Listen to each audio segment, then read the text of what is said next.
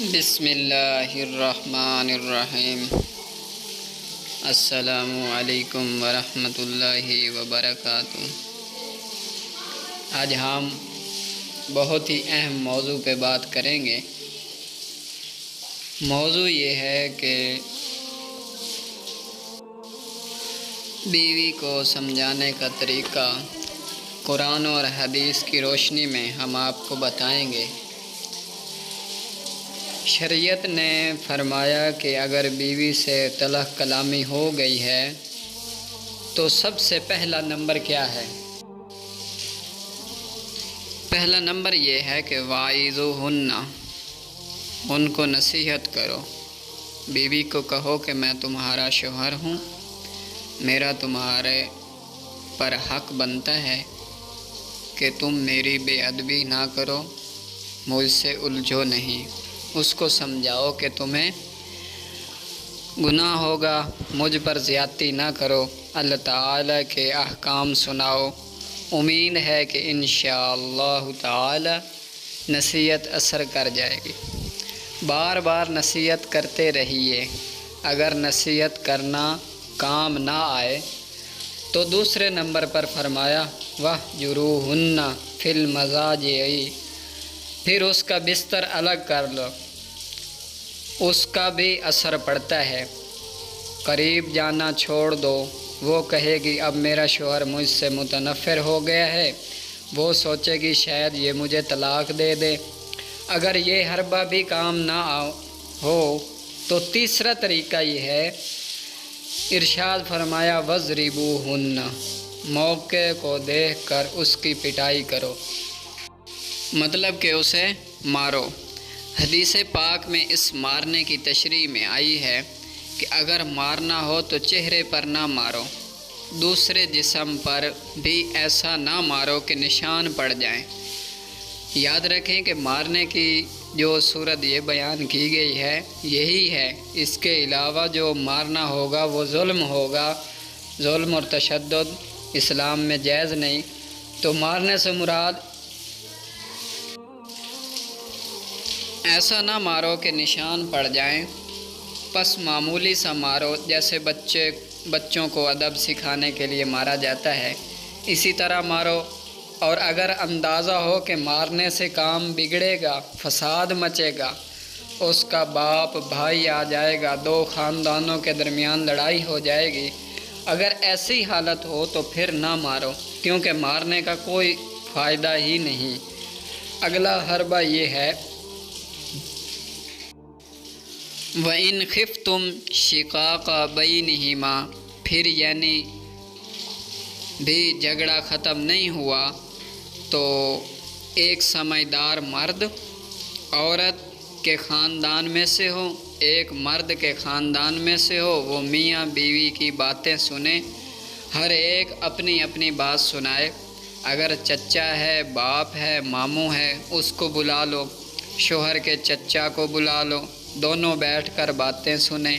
اس طریقے سے عموماً صلح ہو جاتی ہے، اصلاح وغیرہ ہو جاتی ہے۔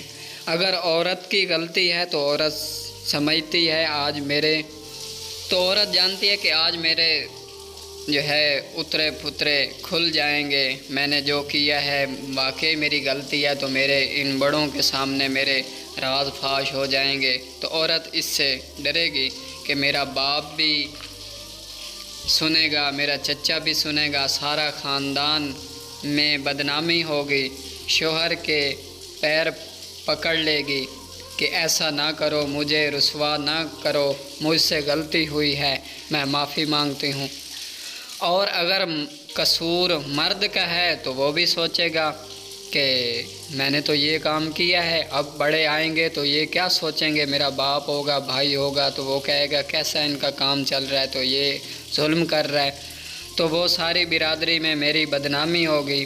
فیصل مقرر کرو، جس کا ترجمہ یہ ہے کہ اگر تم نے اصلاح کا ارادہ کیا تو اصلاح ہو جائے گی، اور اگر یہ حربہ بھی کامیاب نہ ہوا بلکہ اختلاف بڑھ گیا، اب شریعت کا حکم ہے کہ نہایت ہی سوچ و بچار کے بعد، مشورہ کر کے، غور و فکر کر کے صرف ایک طلاق دے دو۔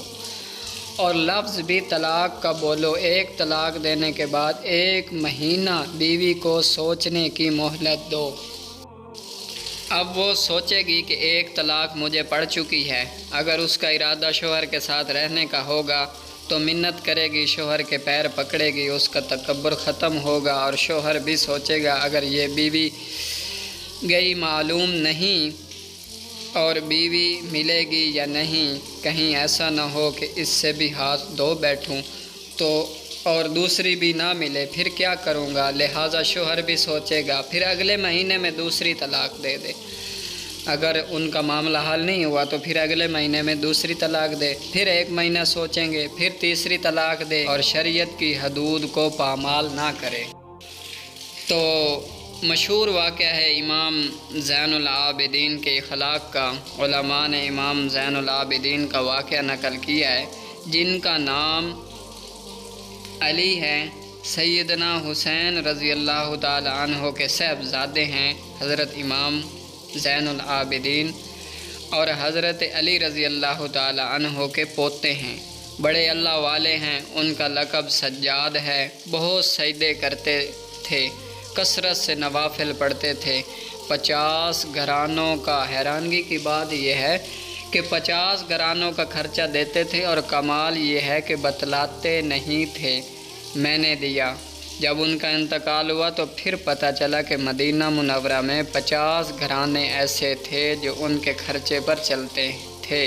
آج کل تو ایسا ہوتا ہے کہ اگر کسی کو 1000 روپے دینا ہو تو پھر اس کا نام لکھواؤ، اس کا کارروائی مکمل کراؤ، پھر اس کو فوٹو دو، اشتہار میں دو، پھر اپنی تصویریں بناؤ، پھر جا کر مجمع کو بلاؤ، پھر 8-10 بندوں کو بلاؤ۔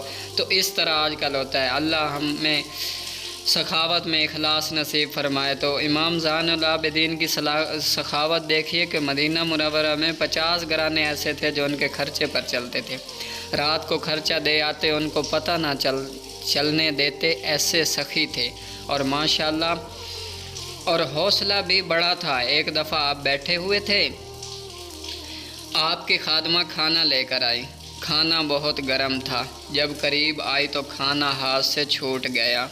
ایسے واقعات کا مطلب یہ ہوتا ہے کہ ہماری زندگی میں آئیں، جس طرح ہم گھروں میں ہمارا آنا جانا رہنا سہنا رہتا ہے ازدواجی زندگی میں، تو ہم ایسے واقعات کو سنیں اور بچوں کو سنائیں، بڑوں کو سنائیں، سب کو سنائیں تو ہماری زندگی اور نرالی ہو جائے گی۔ بار بار اس کو سننے سے بہت زیادہ فائدہ ہوتا ہے۔ جب قریب آئی تو کھانا ہاتھ سے چھوٹ گیا، یعنی کہ خادمہ امام زین العابدین کی آئی تو کھانا چھوٹ گیا۔ جس برتن میں شوربہ تھا وہ حضرت کے سر پر گر گیا۔ گرم شوربہ گرنے سے آپ کو بڑی تکلیف ہوئی، آپ کو بڑا غصہ آیا، اور غصہ آنا بھی چاہیے تھا۔ آپ نے غصے کی نگاہ سے دیکھا اور وہ قرآن پاک پڑھی ہوئی تھی خادمہ، فوراً اس نے یہ آیت کریمہ پڑھی، وَالْكَاظِمِينَ الْغَيْظَ، اللہ کے نیک بندے غصے کو پی جانے والے ہوتے ہیں۔ پس یہ آیت امام زین العابدین کا سننا تھا تو فوراً کہہ دیا کَظَمْتُ غَیظِی، میں نے اپنے آپ کا غصہ پی لیا۔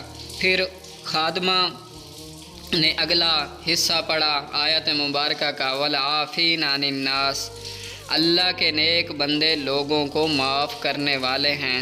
تو امام زین العابدین نے فرمایا لقد اوفیکی عنکی، میں نے تجھے معاف کر دیا۔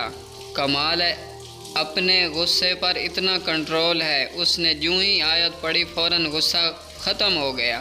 پھر اس نے آیت کا تیسرا حصہ پڑھا، واللہ یحب المحسنین، اللہ تعالیٰ احسان کرنے والوں کو پسند کرتے ہیں۔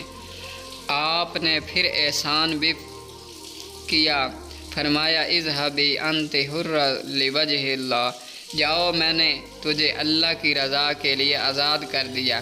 یہ تھے اللہ والے جن کے اندر یہ صفات تھی، غصے کو پی جانے والے، اور یہ لوگوں کی صفت ہے۔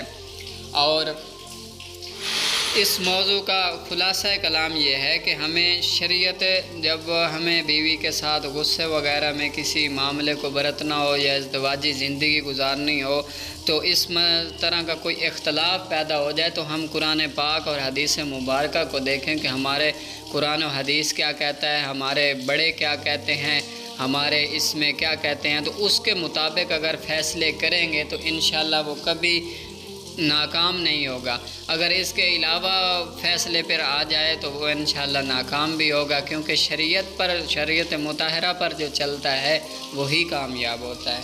اللہ تعالی ہمیں اپنے اہل و عیال سے اچھا سلوک کرنے کی توفیق نصیب فرمائے۔ وآخر دعوانا ان الحمد للہ رب العالمین، والسلام۔